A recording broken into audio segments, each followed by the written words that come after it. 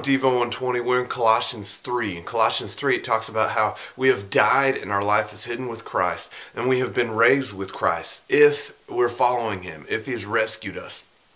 We see this as an active process over and over and over again. It says stuff like, put to death, therefore, what is earthly in you. Put off the old and put on the new self. It says, put on then kindness, humility, compassion, meekness. And so it's putting off what is dead and putting to death what is dead and putting on what is new and alive. It seems kind of weird because it's already dead. It's already alive.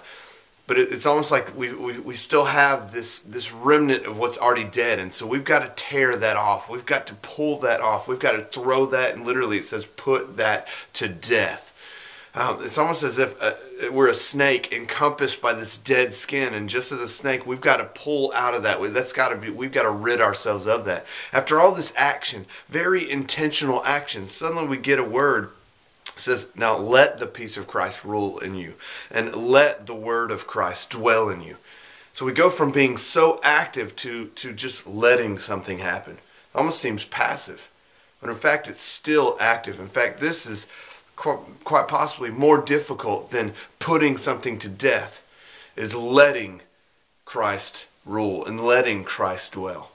So I've got two questions. Question one is, since we're alive, Christ is actively seeking to rule in our life and seeking to dwell in our life. So question one is, how do we let that happen?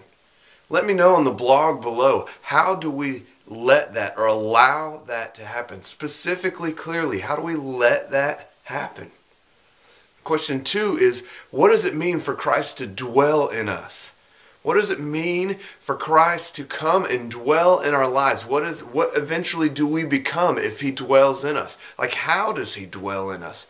What does that mean for Christ to dwell in us?